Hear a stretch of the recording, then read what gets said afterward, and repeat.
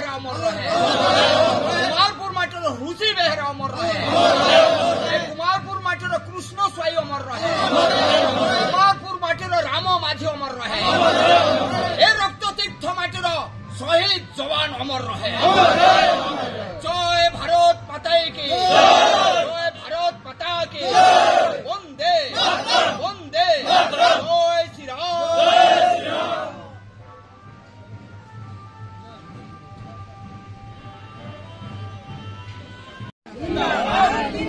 शहीद तीर्थ इरम माटी अमर रहे, शहीद माटी इरम अमर रहे। 29 जन शहीद तुम्हें तुमको जनाऊं कोटि कोटि सलाम।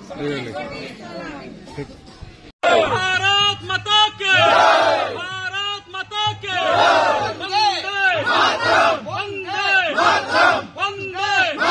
शहीद माटी शहीद अमर रहे, शहीद अमर रहे। भारत माता के, भारत माता के, भारत माता के, वंदे। जय श्री राम, जय श्री राम, जय श्री राम। सर आपका परिचय?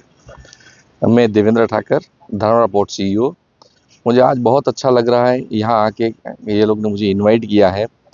हमारे जो देश के लोग जिसने इतनी बड़ी शहीदी दिया है और उन्होंने हमको एक दिशा भी दिया है कि उन्होंने जो देश के लिए अपना प्रेम व्यक्त किया है, तो हमको भी क्या करने का है। उन्होंने तो अपना जो काम करने का था, एक राह दिखाने की थी, वो उसने दिखा दिया। अभी हमारा देशवासियों का फर्ज बनता है कि भारत तो आज़ाद हो गया, अभी भारत को आगे ले जाना वो हमारा मुख्य कर्तव्य रहेगा। तो हम क्या करेंगे, हमारा मुख्य कारण ऐसा होना चाहिए कि हम एजुकेशन में ऑलरेडी अच्छा कर रहे हैं, तो हम स्किल डेवलपमेंट में और क्या कर सकते हैं, हमारे पास जो स्किल है उसका यूज़ करके इंडस्ट्रीज़ को कैसे आगे ले जा सकता है, ये हमारा काम होना चाहिए। और मैं अगर अदानी ग्रुप की ओर से बोलना चाहूँगा तो हमको तो बहुत एक अच्छा लग रहा है कि ये जो स्टेट है, ये स्टेट के पास सब कुछ है, इतना बड़ा खनिज है, इतना अच्छा एक कोस्टल है, इतना अच्छा युवा धन है जिसका हम यूज़ कर सकते हैं। तो ये प्रदेश को उन्नति बहुत अच्छी तरह से हो सकती है। और अदानी ग्रुप इसके लिए जो करना चाहता है वो सब एडमिनिस्ट्रेशन के साथ, ये लोकल लीडर्स के साथ बैठ के ये करना चाहेगा कि इस क्षेत्र का बहुत उन्नति हो। और हम लोग खुद चाहते हैं कि हमारे जो युवा धन है उसको और अच्छा काम रहे और उसकी उन्नति रहे, सब परिवार है वो खुशहाल रहे, तभी ये जितने शहीदी दिया है उसको ऐसा लगेगा कि हम एक अच्छा भारत का निर्माण कर रहे हैं। और अच्छा भारत का निर्माण करने के लिए अदानी ग्रुप इसमें बहुत बड़ा सहयोग देगी और हम बहुत आभारी है कि हमको इसमें इन्वॉल्व किया गया है। जय जगन्नाथ।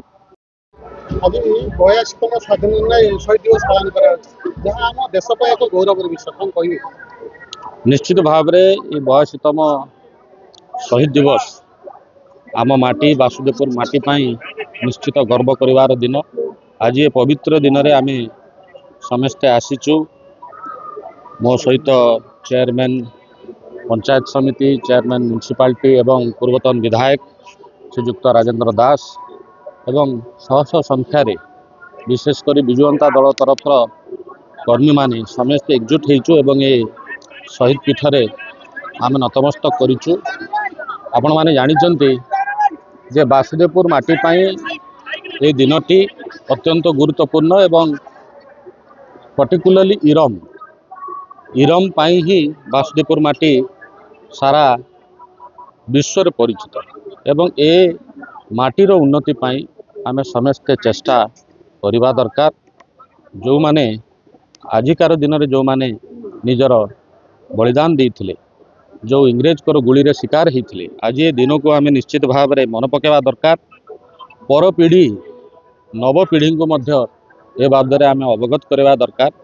ए पीठर उन्नति पाई आपण माने जानिचंती आम पूर्व सरकार माननीय मुख्यमंत्री नेतृत्व रे एवं मु जब विधायक थी, ए माटीर उन्नति पाई, ए माटीर ब्यूटिफिकेशन पाई, ए पीठर डेवलपमेंट पाई यथेष्ट सरकारी अर्थ मंजूर करा जाइथला। एबे मध्य कार्य चली एवं आज मु ए पीठरे थाई कि जो आज जो सरकार अच्छी सरकार को मु निश्चित भाव में आह्वान करी जे तांको तरफ भी ଯଥେଷ୍ଟ ଗୁରୁତ୍ୱ ଏ ମାଟିକୁ ଦେବେ ଏବଂ ଏଥିରେ ଆହୁରି ଅଧିକରୁ ଅଧିକ ପଇସା ମଞ୍ଜୁର କରିବେ ଏବଂ ଏ ପୀଠର ଡେଭଲପମେଣ୍ଟ କରିବେ। ଧନ୍ୟବାଦ। ମୁଁ ନଗେନ୍ଦ୍ର ବିଶ୍ୱାଳ, ଚେୟାରମ୍ୟାନ୍ ପଞ୍ଚାୟତ ସମିତି ବାସୁଦେବପୁର। ଆଜି ନିରମ 82ତମ ସ୍ୱାଧୀନତା ଦିବସ ପାଳନ କରୁଛି, ଯାହା ଆମ ପାଇଁ ଗୌରବ ବିଷୟ। କ'ଣ କହିବେ? 1942 ମସିହା ସେପ୍ଟେମ୍ବର ମାସ 28 ତାରିଖ ଯେଉଁଦିନ କି এই ଇରମ ମାଟିରେ ଇଂରେଜ ବିରୁଦ୍ଧର ସମବେତ ହୋଇଥିଲେ ଏ ଅଞ୍ଚଳର ଜନତା, ସାରା ବାସୁଦେବପୁରର ଜନତା, ଯେଉଁଠିକି ଇଂରେଜମାନଙ୍କ ଗୁଳିରେ 29 ଜଣ ଶହୀଦ ହୋଇଥିଲେ। ତା ଭିତରୁ ଏକମାତ୍ର ପରୀ ବେୱା ନାମକ ଜଣେ ମହିଳା ଶହୀଦ ହୋଇଥିଲେ, ଯାହାକି ଭାରତ ଇତିହାସରେ ପ୍ରଥମ ମହିଳା ଏବଂ ଏକମାତ୍ର ମହିଳା, ଯାହାକି ଆମ ଏ ଇତିହାସ ସାରା ବାସୁଦେବପୁରର ଗର୍ବ ଗୌରବ ଆମକୁ ପରିଚୟ ସୃଷ୍ଟି करे। ये कथा ये जो शहीद स्मृति आम बासुदेवपुर एक स्वतंत्र परिचय सृष्टि करे, जहाँ को आम द्वितीय जालियानवाला बाग में वर्णना करा इतिहास एठी जो रक्तरंजित होता से स्मृति आज भी आम समस्त भितर उज्जीवित अच्छी। आम से शहीद मानकर स्मृतिचारण करने उद्देश्य प्रति वर्ष सेप्टेम्बर 28 तारिख दिन ये कार्यक्रम आरंभ हुए, तिलतर्पण हुए, शहीद मान को स्मृति रे विभिन्न प्रकार कार्यक्रम हाथ को निया जाए। ये जो शहीद स्मृति कमिटी अच्छी एवं सरकार तरफ सकाଳେ पताका उत्तोलन पूर्वक आमर तोप सलाम दि जाए एवं समस्त राजनीतिक व्यक्तिविशेष विभिन्न अनुष्ठान समस्ते आसी एठी स्मृतिचारण करती धूमधाम रे यह पालन करा जाए। यह केवल आम ओडिशा इतिहास में भारतीय इतिहास में यह होची एक अनन्य परिचय आम बासुदेवपुर गर्व, जहाँकि आज आमको एक संग्राम भाव में बासुदेवपुर संग्राम भाव में आमको प्रतिपादित करिछि एवं बासुदेवपुर सब बेले एथिपाई आगर अच्छी।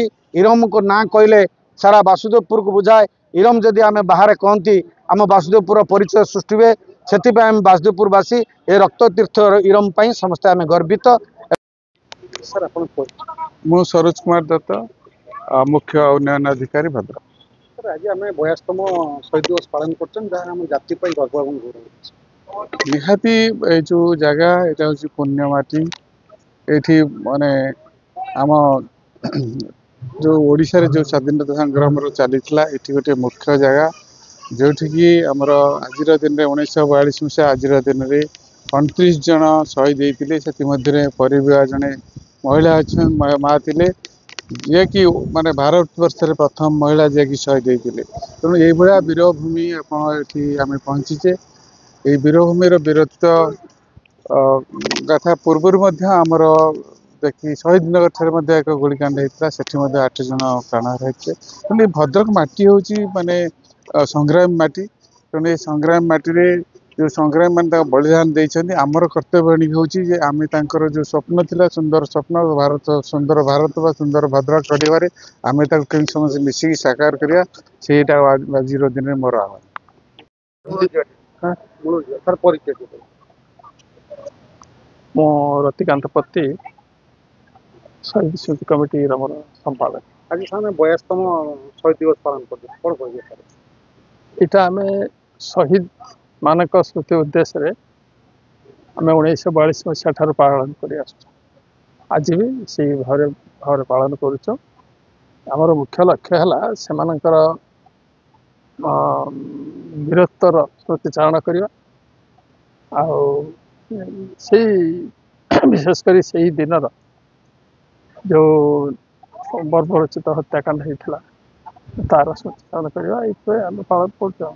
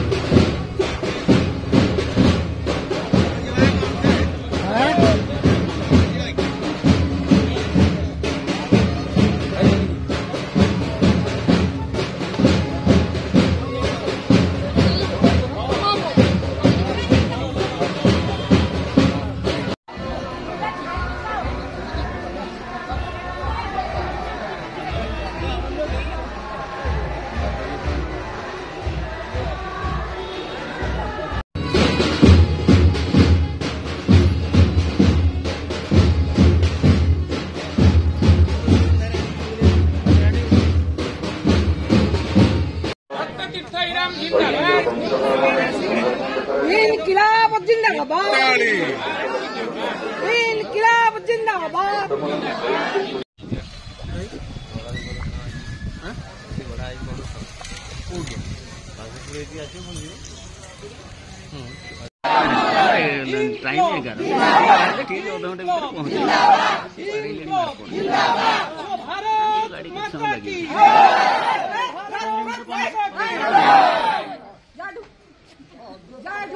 भारत माता को सत्ता सम्मान करेंगे भारत माता